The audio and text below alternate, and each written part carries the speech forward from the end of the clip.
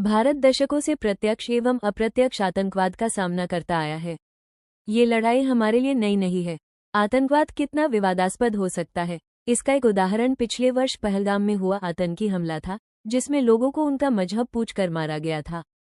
क्योंकि पहलगाम की बरसी निकट है, इसलिए हमें आतंकवाद के खतरों को लेकर सचेत रहना होगा। पहले जहां आतंकवाद सीमांत क्षेत्र और पारंपरिक तरीकों तक सीमित था, वहीं अब यह उच्च तकनीक, इंटरनेट और अंतर्राष्ट्रीय नेटवर्क के सहारे तेजी से फैलने वाला वैश्विक खतरा बन गया है। आज आतंकी केवल हथियारों के सहारे नहीं बल्कि डिजिटल माध्यमों, गुप्त वित्तीय नेटवर्कों और वैचारिक प्रचार के जरिए भी काम कर रहे हैं। इस बदलते स्वरूप को समझे बिना आतंकवाद से प्रभावित ढंग से निपटना संभव नहीं है। इसी संदर्भ में केंद्रीय गृह मंत्रालय ने एक समय अनुकूल पहल की है, इसी नाम दिया है प्रहार।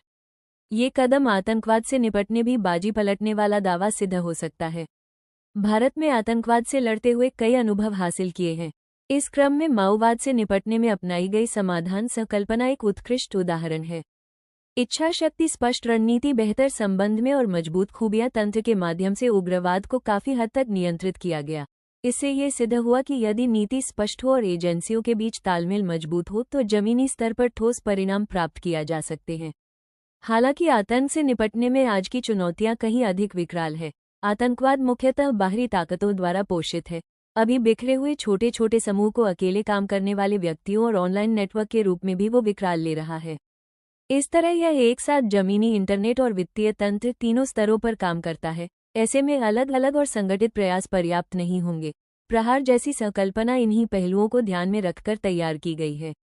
ये तकनीकी खुफिया जानकारी, कानून व्यवस्था, वित्तीय निगरानी और अंतर्राष्ट्रीय सहयोग में समन्वय को सुनिश्चित करती है। इसका उद्देश्य स्पष्ट है: खतरे को चिन्हित करना, इसे बढ़ने से रोकना और जरूरत पड़ने पर तुरंत और सख्त कार्रवाई करना।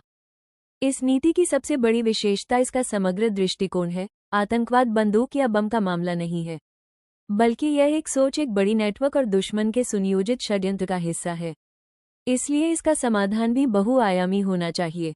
प्रहार 7 मुख्य स्तंभों पर आधारित है जो इसे एक संतुलित और प्रभावी नीति बनाते हैं। एक स्तंभ है रोकथाम, यानी खुफिया जानकारी के आधार पर समय रहते कार्रवाई करना। दूसरा स्तंभ है प्रतिक्रिया, जिसमें किसी घटना पर तुरंत एवं समन्वित कार्रवाई। तीसरा स्तंभ है विश्लेषण, जिसमें सटीक जानकारी एवं विश्लेषण के आधार पर निर्णय लेना। चौथा स्तंभ है मानवाधिकार, अनुपालन यानी कानून और संविधान के दायरे में रहकर कार्रवाई करना। पांचवा स्तंभ है आतंकी भित्ति ढांचे की कमर तोड़ना, ताकि उन तक वित्तीय मदद पहुंचने ही ना पाए।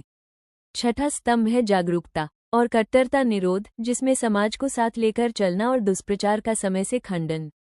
सातवां स्तंभ है लचीलापन और पुनर्बहाली, यानी घटना के बाद तेजी से सामान्य स्थिति बहाल करना।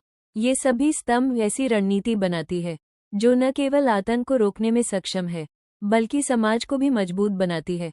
आज आतंकी नई तकनीक का तेजी से उपयोग कर रहे हैं। ऐसे में पारंपरिक पुलिसिंग पर्याप्त नहीं रह गई है।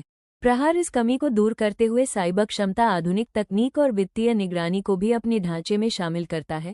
पिछले कुछ वर्षों में भारत ने आतंक के खिलाफ अपना स्वरूप और स्पष्ट किया है। बालाकोट एयर स्ट्राइक से लेकर ऑपरेशन सिंदूर और देश के भीतर आतंकी नेटवर्क है।